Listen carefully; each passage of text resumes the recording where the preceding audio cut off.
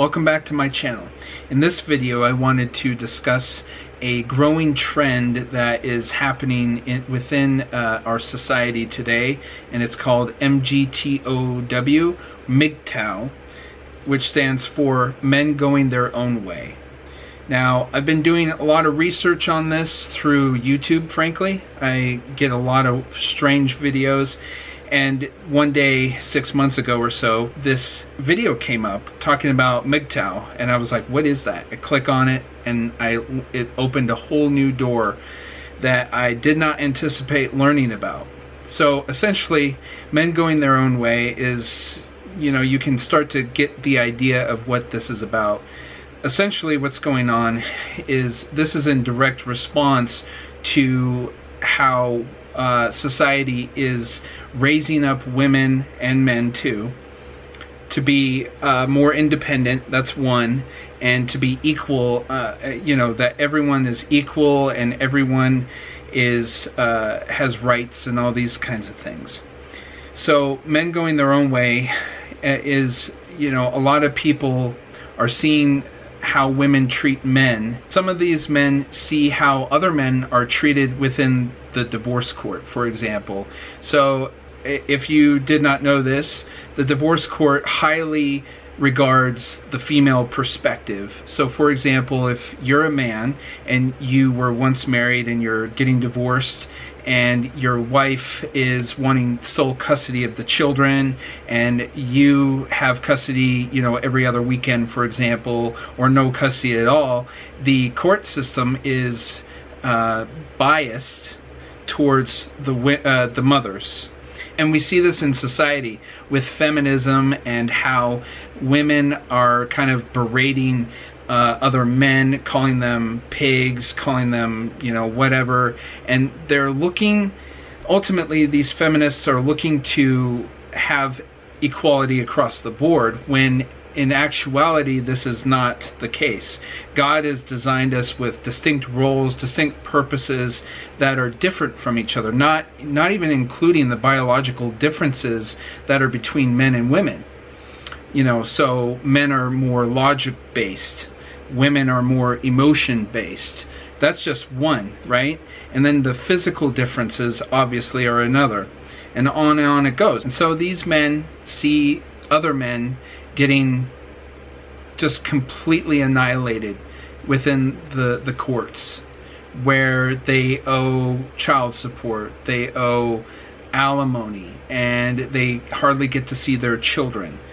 And instead they see the mistakes that their friends and fathers and what have you are making, and they're like, you know what, I'm not dealing with that, see ya. And they're going their own way. They're walking away, as it were, away from that. Now, there are many factors at play when it comes to what I'm about to bring up. The fact is that I believe it's last year there was a decreased birth rate in America for the first time that's ever been acknowledged or reported on. And so there's been a lot of people within the secular world asking the question, why is this happening? Where is this coming from? What is the purpose? Why are people not having children? And so MGTOW is one of those reasons. Feminism is another reason. Also with the fact that men are not becoming men until much later in life. 100 years ago, it was you turned 18, you're a man. You get a job, and then you look for a wife, and then you work for 30 years, and then you're on retirement. This is the way things were 100 years ago. Now what we see are men who become 18, then they go to college, possibly figure out what they want to do with their life, but more than likely they don't. Kind of wander around aimlessly, trying to figure out a purpose in their life, trying to figure out where they belong in life, and not really having a sense of direction or a purpose. When you take a look at articles from like the Huffington Post, for example, or BuzzFeed, do they speak highly of men in general? Just in general, do they? No. I actually was following them for a number of years and decided enough is enough. I was tired of this anti-male agenda that I was perceiving. And so I'm not the only one that sees this. And so these men are going their own way. They're creating these subgroups and these YouTube channels that are solely dedicated to MGTOW and their philosophy of being away from women. Some men in MGTOW will only use women for sex. Others will not touch women with a 50-foot pole, and it varies from person to person. Don't be in a relationship, don't be committed to anyone, and definitely do not get married to someone. And you'll be happy if you don't have a woman in your life. Obviously, this is a very bleak and negative outlook towards women. One that I particularly don't subscribe to right now, obviously, but one that I actually understand. To give you a little backstory, I myself am remarried, but I was previously divorced for a number of years.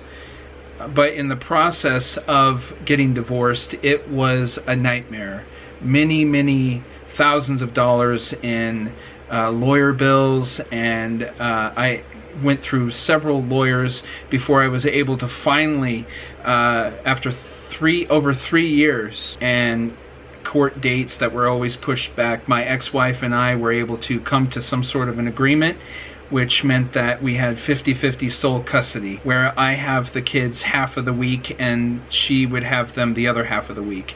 This was obviously very hard. So to that extent, I understand the MGTOW movement. I understand the thinking. I understand not wanting to be hurt emotionally and physically.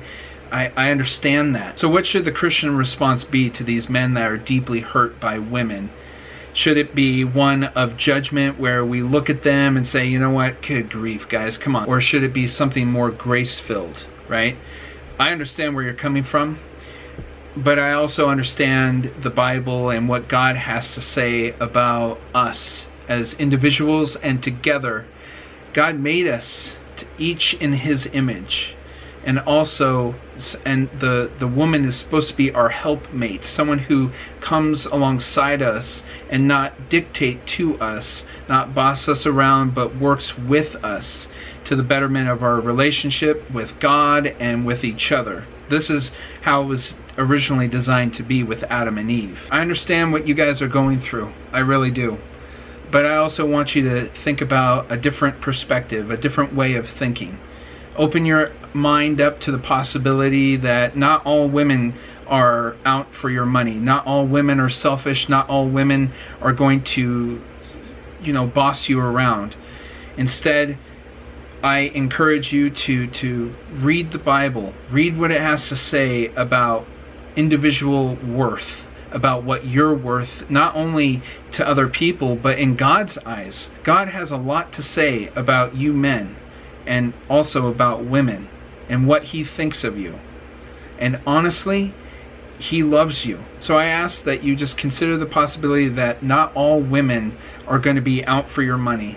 Not all women are looking for a payday. Not all women are just sex objects. There's a deeper understanding here when you have a relationship with another woman. And also I understand that this is going to be kind of a controversial topic for you out there to watch. Just understand that I understand where you're coming from. I completely understand it. I was single for a number of years before I met my wife. In fact, I didn't even think I would ever get married ever again. Like, I was like, I'm done. I'm done getting married, done with it. But then I met my wife, and she is amazing. It just blew my mind, because she subscribes to the biblical understanding of the way that we were created. She was created to be my helpmate, to come alongside and help me. I don't dictate to her. She doesn't dictate to me. She's not always asking for the credit card. She's not always, going shopping and doing all that kind of stuff. That stuff doesn't matter at the end of the day. It's our relationship with each other and with God. I just want to encourage you and let you know that not all women are out there to get you. So I just want to encourage you. If you have any questions, please comment below. If you want to talk privately, you can email me. I want you to know that I will pray for you. If you ask for prayer, I will do the best I can to answer any questions you might have. If you're passionate about living a life devoted and seeking a greater relationship with Jesus Christ, then subscribe to this channel. You can also reach me on Twitter, Instagram, and Facebook.